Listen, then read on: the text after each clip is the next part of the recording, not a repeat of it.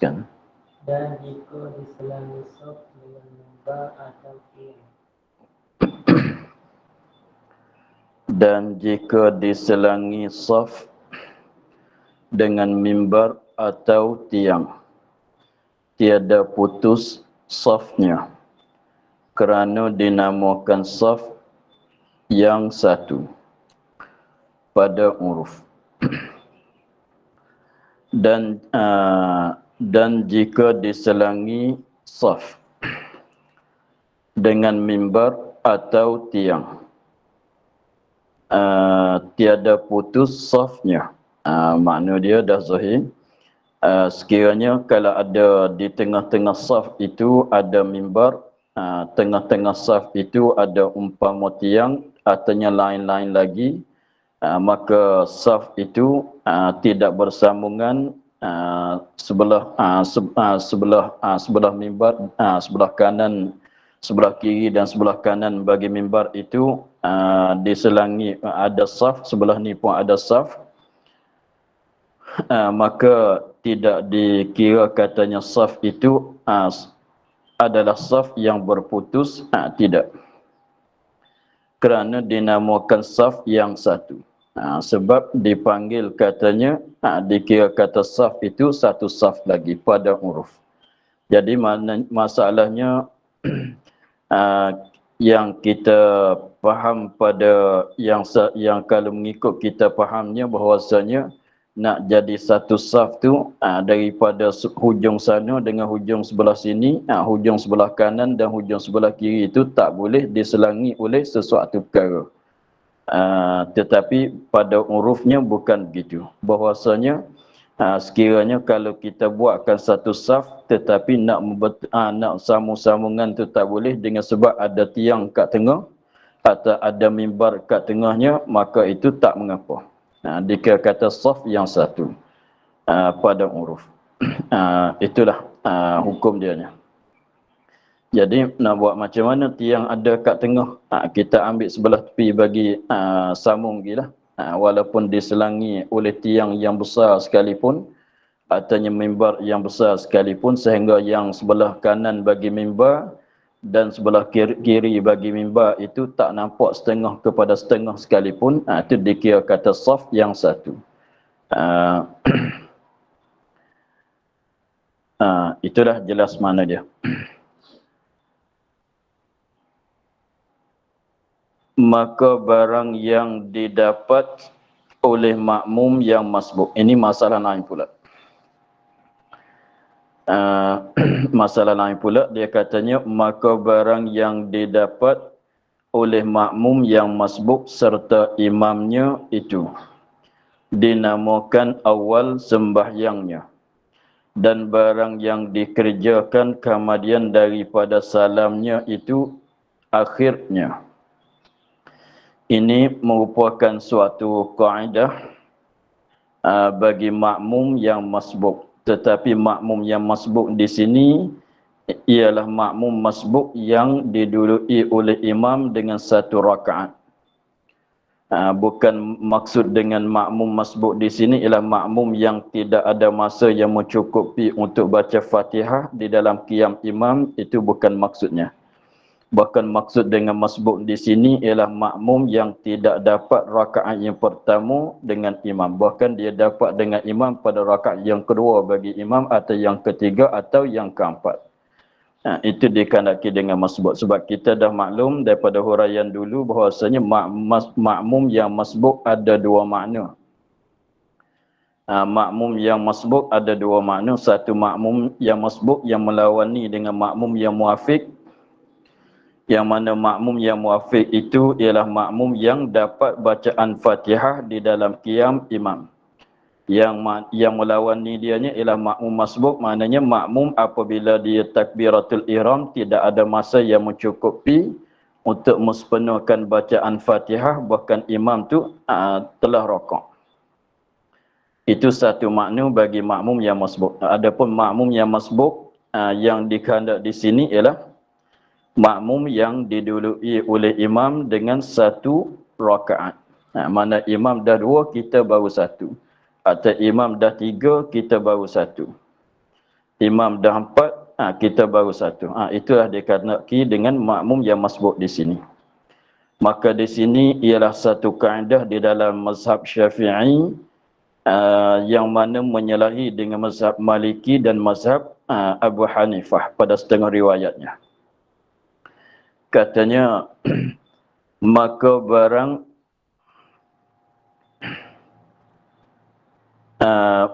barang yang didapat oleh makmum yang masbuk.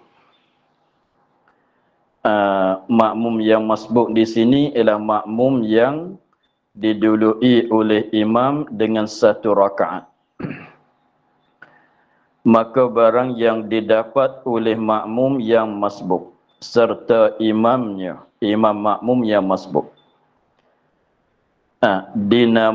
itu dinamakan awal sembahyangnya. Panggilan dia begitu. Itu dikatakan awal sembahyangnya. Dan barang yang dikerjakan kemudian daripada salam imamnya. Dan barang perbuatan-perbuatan yang dikerjakan, yang dibuatkan kemudian daripada salam imamnya, itu akhirnya, mana dinamakan akhir sembahyangnya. Jadi maknanya apabila kita sembahyang, kita mengikut imam, kita tak sempat dengan rakaat yang pertama bagi imam, bahkan kita mengikut imam tu pada rakaat yang kedua atau yang ketiga atau yang keempat bagi imam. Maka perbuatan yang kita buat belum pada salam imam, itu makna kata kita dapat dengan imam. Mana-mana perbuatan yang kita dapat buat bersama dengan imam, itu dikatakan awal sembahyang bagi makmum yang masbuk. Dan mana-mana perbuatan yang kita buat pula selepas pada imam beri salam, itu dikatakan akhir sembahyang bagi makmum yang masbuk. Itu satu kaedah di dalam mazhab Syafi'i. Jadi dia ada panggilannya begitu. Apabila kita contohnya kalau kita dapat rakaat yang kedua bagi imam solat subuh, maka ketika imam berdiri rakaat yang kedua bagi sembahyang subuh, kita baru ikut dia. Maka apabila kita mulai ikut imam, imam dalam berdiri rakaat yang kedua, sementara imam nak beri salam tu, mana kita duduk di dalam awal sembahyang. Apabila imam itu beri salam, maka kita bangun tambah 1 rakaat lagi, maka rakaat yang satu lagi yang kita tambah selepas pada imam beri salam itu dikatakan akhir sembahyang bagi kita. Itu dia dhabitannya begitu untuk makmum yang masbuk. Jadi maknanya makmum yang masbuk yang bilangan rakaat dia kurang daripada imam, makmum yang masbuk yang tak dapat rakaat pertama dengan imam, bahkan dapat rakaat yang kedua bersama imam itu, yang kedua, yang ketiga, yang keempat, maka dikira katanya ada awal bagi dia, ada akhir bagi dia, bagi sembahyangnya. Yang mana dia dapat belum pada imam beri salam, dikatakan awal sembahyangnya. Yang dia buat selepas pada imam beri salam, dikatakan akhir. Lepas tu apakah faedah daripada kaedah ini? Maka dia katanya, maka mengulangi kunut makmum. Ini faedah daripada kaedah tadi. Maka mengulangi kunut makmum yang mengikut imam rakaat yang kedua sembahyang subuh. Kerana kunut serta imam itu bukan tempatnya. Maka faham daripada kaedah tadinya, dia katanya maka mengulangi kunut. Kena baca kunut pula sekali lagi. Maka mengulangi kunut maknanya kena baca kunut pula sekali lagi. Makmum yang masbuk tadi yang mengikut imam bila pada rakaat yang kedua, ini pada rakaat yang kedua itu ialah rakaat yang kedua bagi sembahyang subuh, artinya kunut, artinya sama dengan sembahyang subuh ialah witir pada nisfu yang kedua bagi Ramadan. Begitulah. Jadi maknanya kita mengikut imam Padahal imam tu di dalam berdiri rakaat yang kedua. Artinya imam di dalam rakaat yang kedua bagi sembahyang subuh. Artinya sembahyang witir nisfu yang kedua di dalam bulan Ramadan sebab ada kunut juga.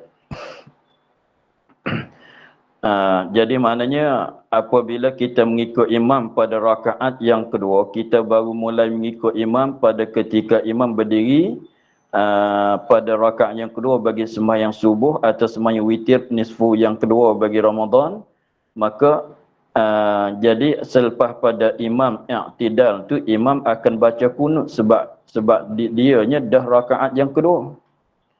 Kita baru satu. Tetapi dengan sebab imam baca kunut, kita pun kena ikut baca kunut juga. Tetapi kunut kita baca kali di situnya bukan tempat bagi kita. Bukan tempat kunut bagi kita. Bahkan kita baca kunut itu semata-mata mengikut imam. Kalau tak sebab dengan mengikut imam, kita tak bacalah kunut subuh pada rakaat yang pertama. Maka sekiranya apabila imam beri salam, kita bangun tambah rakaat yang kedua untuk kitanya, maka di situ kita kena baca pula kunut. Kita kena baca pula kunut sebab di situlah tempat kunut kita yang sebenarnya.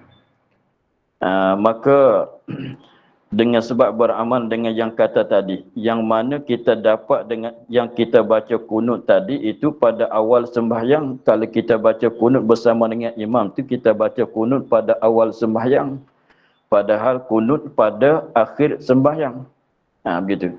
Maka dengan sebab itulah kunut dia duduk pada rakaat yang terakhir bagi subuh. Dengan sebab tu kira katanya walaupun dah baca bersama dengan imam, tetapi di situ bukan tempat bagi kita yang sebenarnya. Hanya disuruh kita baca tu kerana semata-mata muafakat dengan imam. Imam baca, kita bacalah. Walaupun di situ bukan tempat kita. Hanya semata-mata kerana mengikut imam. Apabila imam beri salam, kita kunut sekali lagi pula. Sekiranya kalau tak baca kunut tu, sujud sahwi lah. Semuanya bina di atas sunat kesemuanya. Itulah makna katanya. Dan mengulangi kunut makmum yang mengikut imam. Makmum yakni makmum yang masbuk tadi. Yang mengikut imam, mengikut tu rakaat yang kedua. Ini pada rakaat yang kedua bagi imam yang sembahyang subuh. Jadi apabila imam beri salam, sampai ke i'tidal rakaat yang kedua bagi kita itu, kita kena baca kunut pula sekali lagi. Tapi kena baca tu sebab sunat jelah. Kalau tak baca pun bukan dia batal sembahyang. Kalau tak baca kena sujud sahwi, itu pun kalau nak sujud. Sunat sujud sahwi pula, kalau tak nak sujud sahwi pun tak mengapa juga. Maklumlah tu. Kerana kunut serta imam itu bukan tempat baginya. Bukan tempatnya, tempat makmum. Sebab kita baru rakaat yang pertama. Subuh tidak ada kunut pada rakaat yang pertama. Begitu. Bahkan kita baca kunut pada rakaat yang pertama kita itu bukan di tempat kita. Bahkan semata-mata mengikut imam. Imam baca, kita bacalah. Tapi bukan tempat kita. Apabila kita beri salam, kita kena baca balik. Di tempat yang sebenar bagi kitanya. Itu masalah kunut.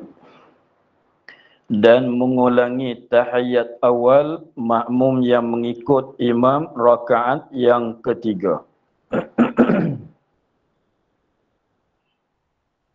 Kerana tahiyat serta imam itu bukan tempatnya.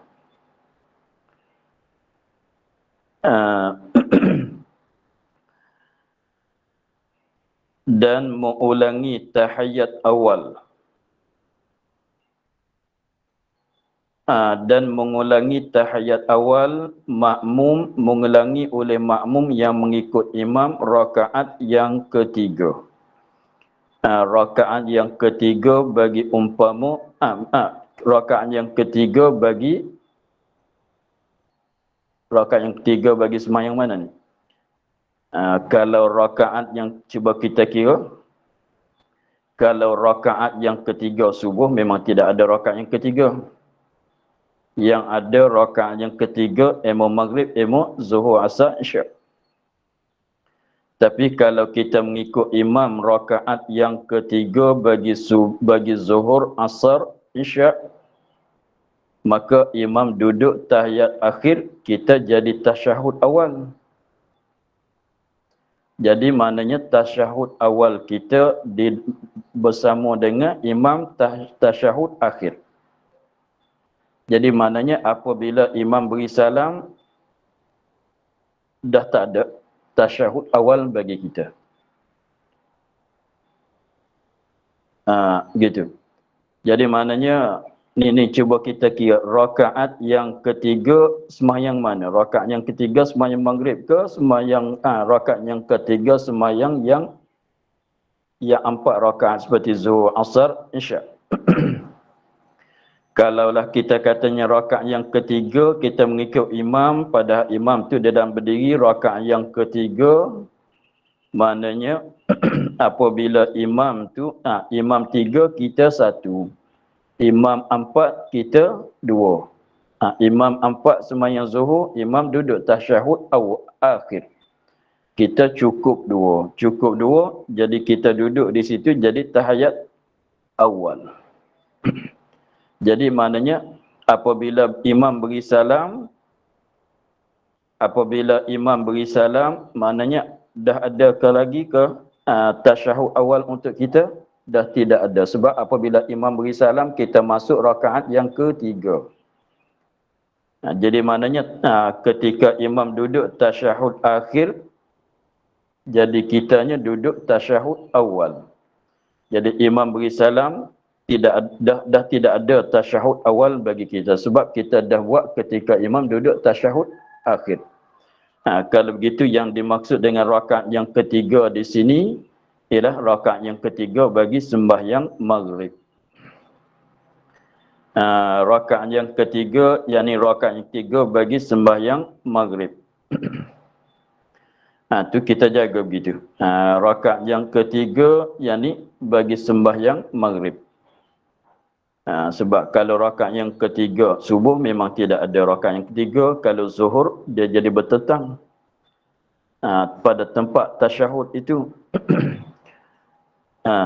Jadi rakaat yang ketiga bagi maghrib lah. Jadi maknanya dia dhabitnya tahiyat kalau tidak diikuti dengan salam dikatakan tahiyat awal. Tahiyat kalau diikuti dengan salam dikatakan tahiyat akhir. Jadi apabila kita mengikut imam pada sembahyang maghrib, mengikut imam di dalam berdiri, imam rakaat yang ketiga. Kita mengikut imam di dalam berdirinya rakaat yang ketiga, sembahyang maghrib. Maka imam 3, kita 1. Kita 1. Apabila imam bangkit daripada sujud yang kedua, rakaat yang ketiga baginya, maka dia akan duduk tahiyat akhirlah. Dia akan duduk tahiyat akhir. Maka kita pun duduk tahiyat juga. Kerana apa? Kerana mengikut perbuatan imam. Kerana mengikut perbuatan imam.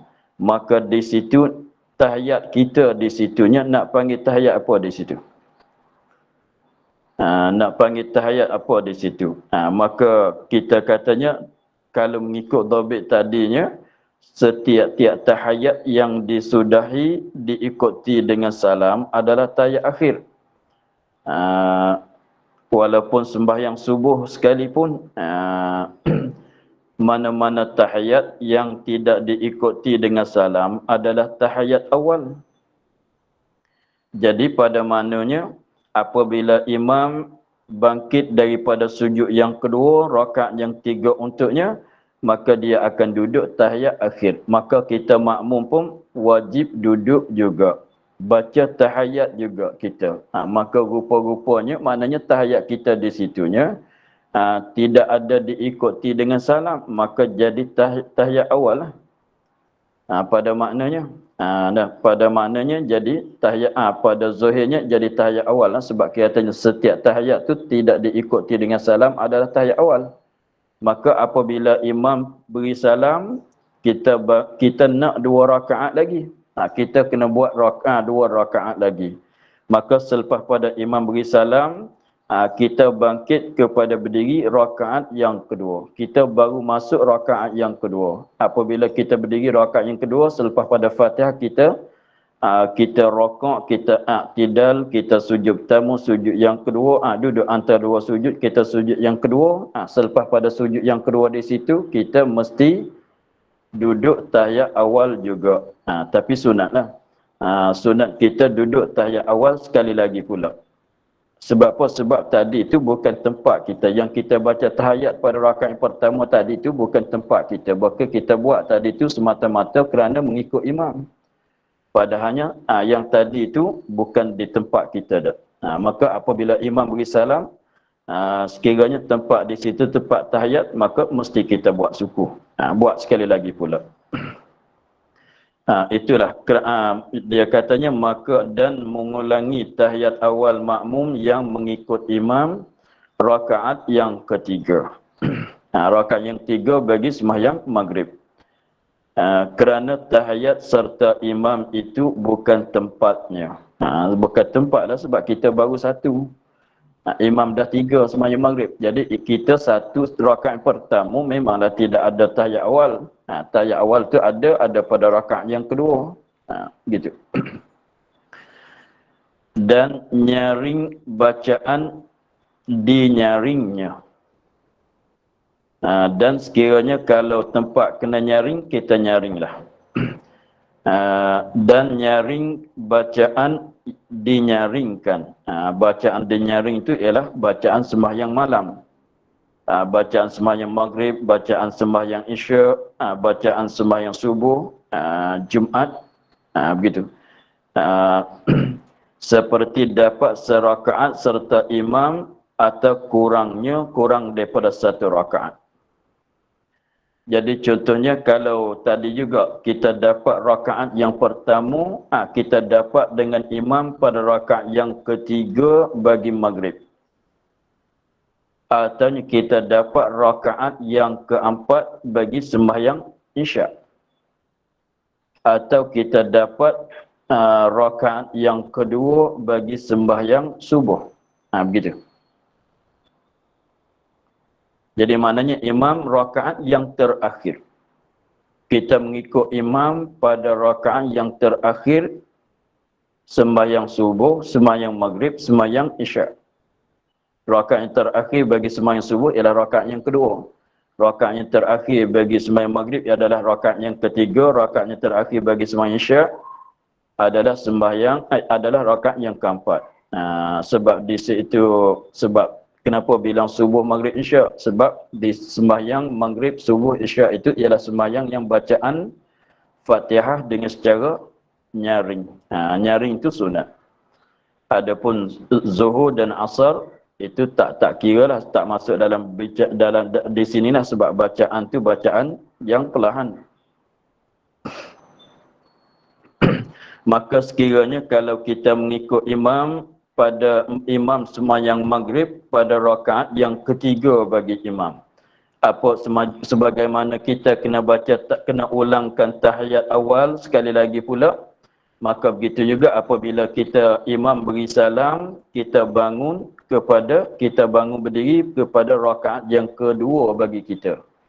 Maka kita maklum bahwasanya rakaat yang kedua bagi maghrib sunat bacaan yang nyaring. Lagi pulanya ada surah pula. Dibacakan surah juga. Sebab rakaat yang kedua, yang pertama maghrib ialah rakaat yang pertama, rakaat yang kedua bagi setiap-tiap sembahyang disunatkan baca surah selepas pada Fatihah.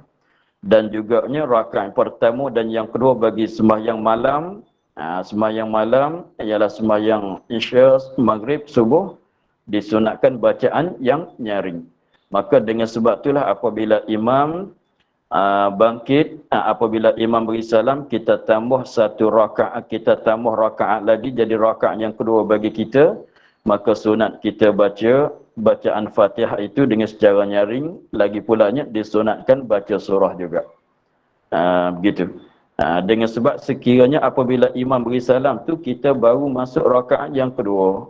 Itu dikira katanya tempat dianya tempat nyaring. Tempatnya tempat baca surah juga. Bacalah. Baca nyaring lah, baca surah jugalah. Begitu. Begitu juga kalau kita mengikut imam rakaat yang ketiga bagi sembahyang isyak. Kalau kita mengikut imam sembahyang isyak pada rakaat yang keempat, bukan yang tiga, yang keempat. Maka apabila imam beri salam, kita bangkit kepada berdiri rakaat yang kedua. Bacaan Fatihah di situ ialah bacaan Fatihah yang nyaring. Selepas pada Fatihah disunatkan baca surah juga. Begitulah. Jadi pendek katanya sekiranya kalau kita sembahyang seorang diri di tempat di sini kita kena buat apa yang sunatnya, maka mesti kita kena buat. Yang kita dah buat bersama dengan imam tu tak dikirai. Sebab sekiranya kalau bukan tempat kita. Seperti kunut bersama dengan imam pada masalah tadi, kita satu, imam dah dua, imam baca kunut, kita pun mesti baca kunut juga. Maka kunut di situ adalah kunut yang wajib. Kunut di situ ialah kunut yang wajib, bukan kunut sunat ab'ad, bukan. Masalah mana? Masalah kita mengikut imam pada rakaat yang kedua bagi imam sembahyang subuh. Maka imam baca kunut, kita wajib kena mengikut pada bacaan kunut juga. Sekiranya kalau tak baca, maka kalau kita tak baca tetapi kalau kita berdiri bersama dengan dia, itu tak mengapalah. Sekiranya kalau kita tak baca bahkan kita turun sujud, maka adalah hukumnya makruh. Begitulah. Jadi maknanya wajib kita kena baca sebab apa dia? Dengan kerana mengikut imam. Bukan di tempat kita sebenarnya. Begitulah. Begitu juga kalau kita sembahyang mengikut imam pada rakaat yang ketiga, imam sembahyang maghrib, imam duduk tahiyat akhir, kita kena duduk juga. Jadi duduk di situnya, kita duduk tu, duduk sebagai duduk yang wajib. Baca tahiyat kita tu sebagai bacaan yang wajib supaya mengikut dengan imam. Bersama dengan imam, mutaba'ah mengikut akan imam. Itulah hukum dia. Jadi maknanya selepas pada kita imam beri salam, apabila kita tambahkan bilangan rakaat kita, apabila di tempat mana kena ada tahiyat, tahiyatlah kita. Di tempat mana kalau kena ada kunut, kalau kita sembahyang seorang diri, maka kunutlah kita. Yang kita dah buat bersama dengan imam itu tak dikirai. Sebab kita buat bersama dengan imam itu atas kerana mengikut imam saja, bukan kerana tempat bagi kita. Jadi pendek katanya, daripada masalah kunut tahiyat awal tadi tu, ada kalanya kita buat bukan dengan tempat kita. Bahkan kita buat tu kerana mengikut imam. Ada kala kita buat tu kerana tempat dia. Begitulah. Habis. Jadi maknanya tak boleh nak buat alasannya apabila kita mengikut imam pada rakaat yang kedua bagi sembahyang subuh. Apabila sampai i'tidal rakaat yang kedua kita tak baca kunut. Alasan katanya saya dah baca tadi bersama dengan imam. Jadi maknanya tadi dah baca, apabila rakaat yang kedua tak payah baca. Bukan begitu. Yang tadi buat tu kerana mengikut imam. Apabila imam beri salam, kita sampai rakaat tidak rakaat yang kedua bagi kita baca balik pula. Ulangi pula sebab di situ tempat yang sebenar bagi kita. Nak ambil alasan tadi saya dah baca, tak payah bacalah kali yang kedua. Bukan begitu. Kalau mengikut rakaat yang ketiga bagi sembahyang maghrib, imam duduk tahiyat akhir, kita pun mesti duduk juga. Baca tahiyat. Maka itu tak jadi tasyahud awal, tak jadi tasyahud awal bagi kita. Apabila selepas pada sujud yang kedua bagi rakaat yang kedua, mesti kita ulangkan tasyahud awal balik. Tak boleh buat alasan tadi saya dah baca. Jadi sekarang tak payah baca. Bukan begitu. Tadi buat tadi bukan tempat dia, bukan semata-mata kerana mengikut imam saja. Begitulah.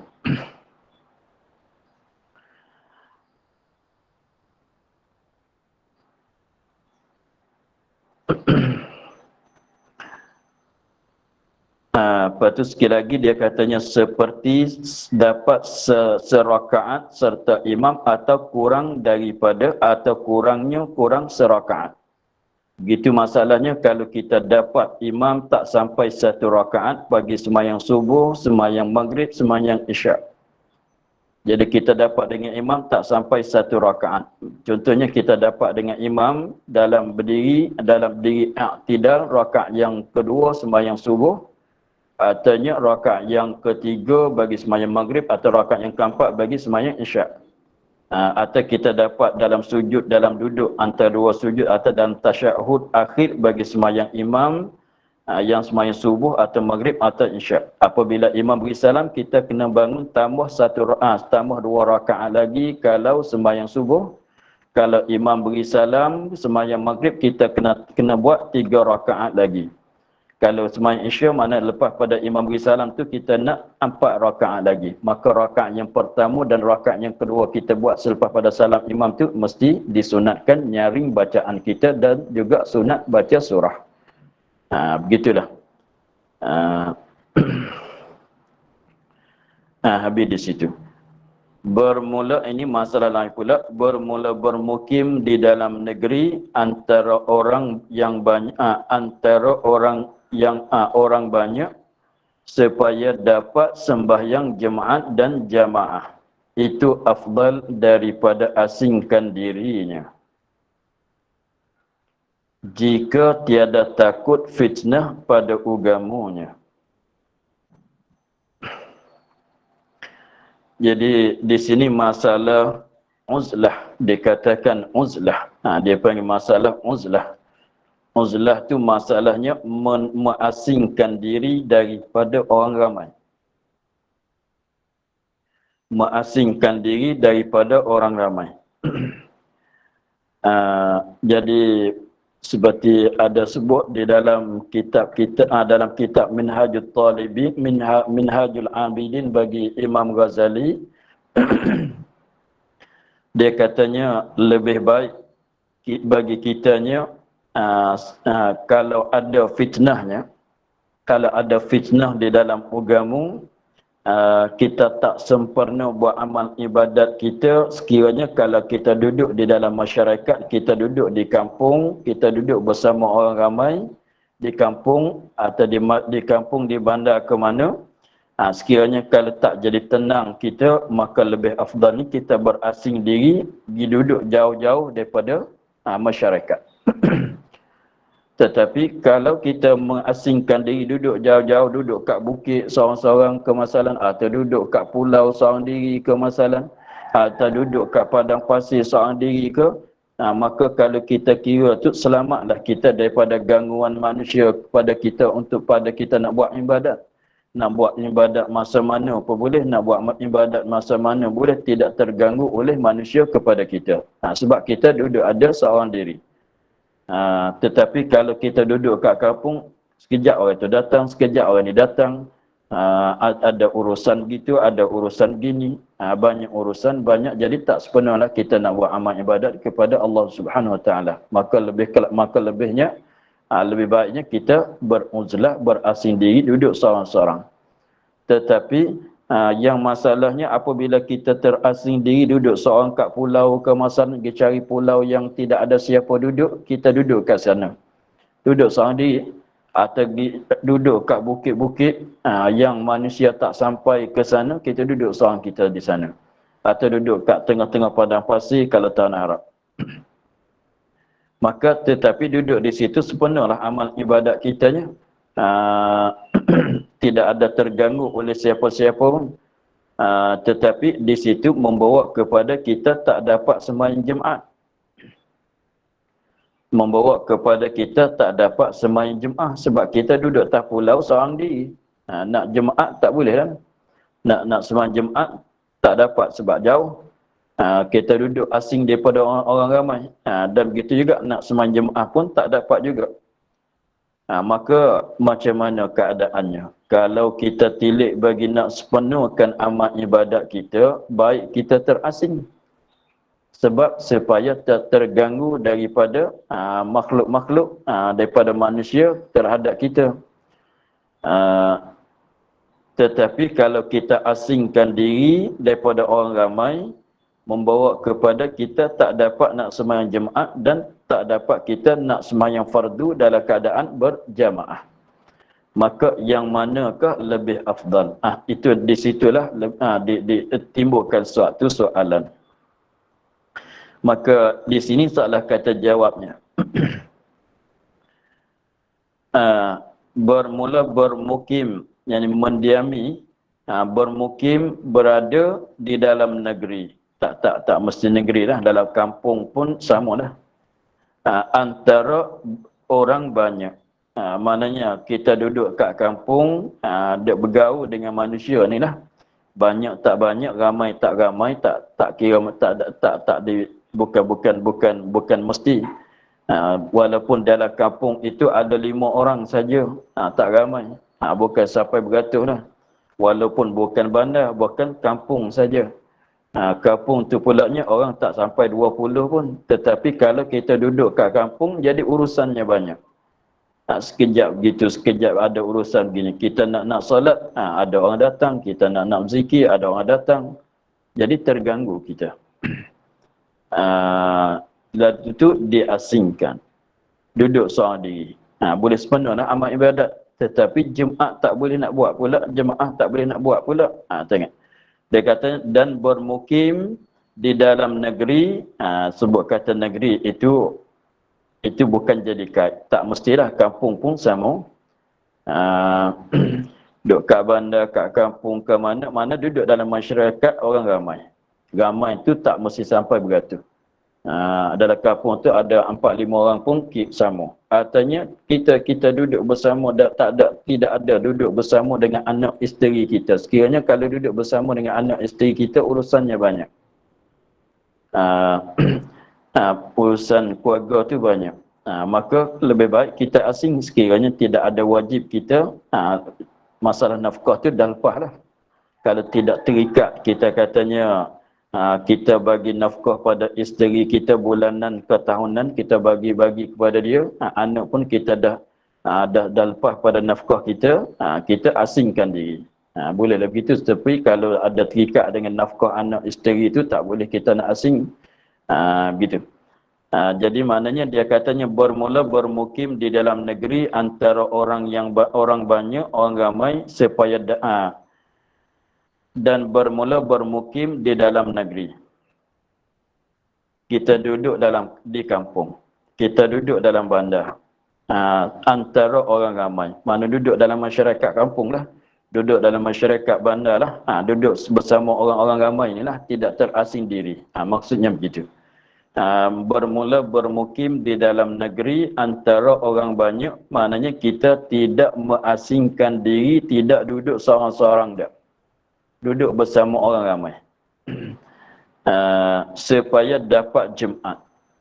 Supaya dapat sembahyang Jumaat. Memanglah kalau kita duduk dalam kampung, duduk di kampung atau duduk di bandar, kita akan dapat sembahyang Jumaat dan jamaah.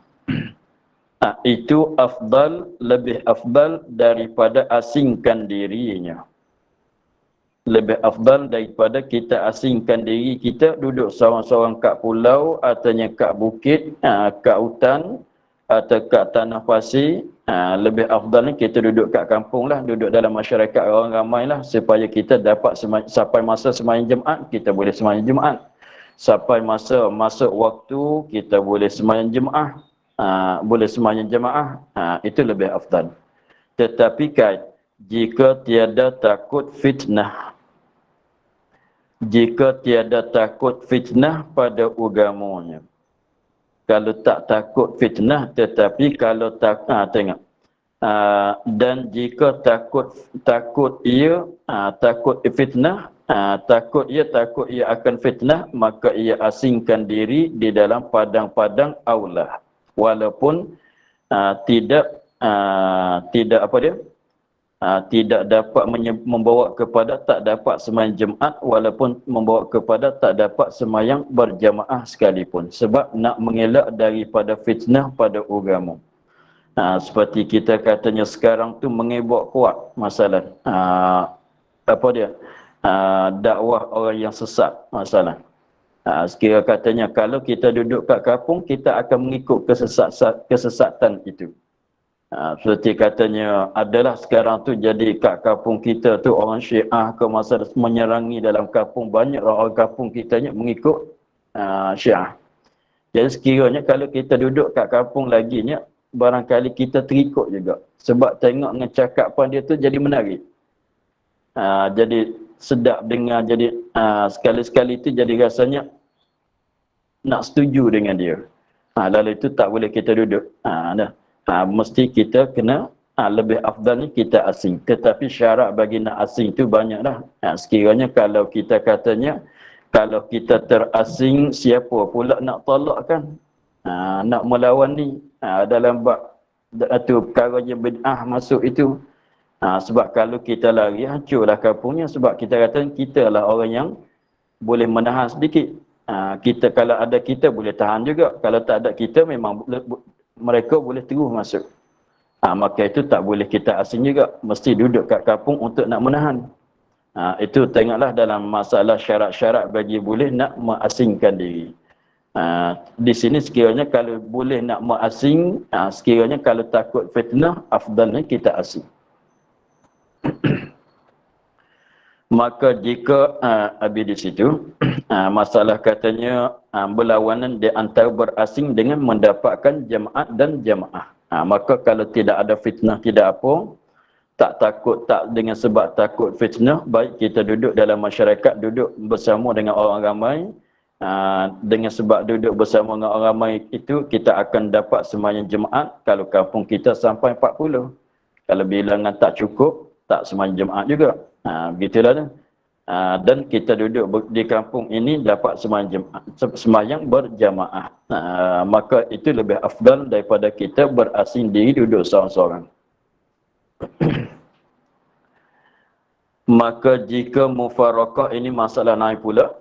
Maka jika mufarakah orang-orang berjamaah pada rakaat yang kedua, gugurlah fardu kifayahnya. Tiada disuruh perang lagi. Ini kembali kepada awal-awal masalah dulu katanya.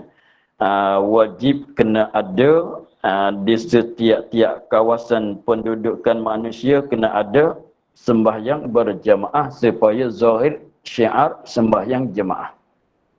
Sekiranya kalau di mana tempat saja, di mana-mana tempat tidak ada sembahyang jemaah dengan secara muzahirkan syiar, wajib di atas kerajaan beri amaran, dan sekiranya kalau tak mengikut amaran itu lagi, maka boleh bagi kerajaan itu memerangi akan ahli kampung itu. Dengan sebabnya tidak berjamaah. Tetapi berjamaah yang kata fardu kifayah, berjamaah yang kata sunat muakkad tu ialah jamaah yang pada rakaat yang pertama saja. Sebagaimana Jumaat. Jadi berjamaah pada sembahyang Jumaat untuk nak cukup, untuk nak jadi syarat tu ialah berjamaah pada rakaat yang pertama saja. Begitu juga kalau sembahyang zuhur, sembahyang lain-lain lagi daripada sembahyang Jumaat, kira tilik kepada berjamaah untuk nak lepas daripada tuntutan fardu kifayah, artinya untuk nak lepas daripada tuntutan sunat muakkad ialah untuk nak lepas daripada muzahirkan tuntutan muzahirkan syiar sembahyang Jumaat itu ialah berjamaah pada rakaat yang pertama saja. Sama juga berjamaah pada sembahyang Jumaat itu syarat bagi nak sah sembahyang Jumaat ialah berjamaah pada rakaat yang pertama. Sekiranya apabila masuk rakaat yang kedua, masing-masing mufarakah. Sekiranya apabila masuk pada rakaat yang kedua, masing-masing mufarakah. Maka itu dah lepas. Kalau sembahyang Jumaat dah sah. Sebab rakaat yang pertama dah berjamaah. Maka kalau tilik pada gugur tuntutan syiar tadi itu, jemaah pada rakaat yang pertama saja, yang kedua, yang ketiga, masing-masing mufarakah. Itu dah lepas dah. Itu maksud katanya, maka jika mufarakah orang-orang berjamaah, yakni makmum-makmum inilah.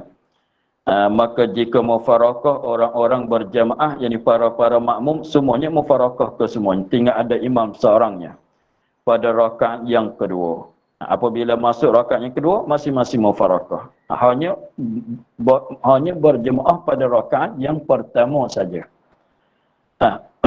Gugurlah fardu kifayahnya. Tilik kepada fardu dia, kalau mengikut yang mengatakan fardu kifayah, dah lepas. Dengan sebab dah berjemaah. Walaupun rakaat pertama dah lepas. Tiada disuruh perang lagi. Sebab katanya kalau tidak zahir syiar jemaah, boleh diperang di atas kerajaannya. Tetapi mereka dah berjemaah pada rakaat pertama. Cukuplah untuk nak lepas daripada tadi. Tak mesti jemaah daripada awal sampai akhir. Begitu. Maka kita akhir di situ. InsyaAllah kita akan sambung lagi dengan katanya dan ketahui olehmu. Di sini akan masuk masalah muafiq yang diusurkan. Wallahu a'lam walhamdulillah rabbil alamin. A'udzubillahi minasyaitonir rajim. Bismillahirrahmanirrahim. Alhamdulillah rabbil alamin wassalatu wassalamu ala asyrafil anbiya'i wal mursalin. وعلى آله وصحبه أجمعين اللهم افتح علينا فتوح العارفين ونور قلوبنا من نورك الكريم واجعل أعمالنا خالصة لوجهك الكريم اللهم إنا نستودعك ما قرأناه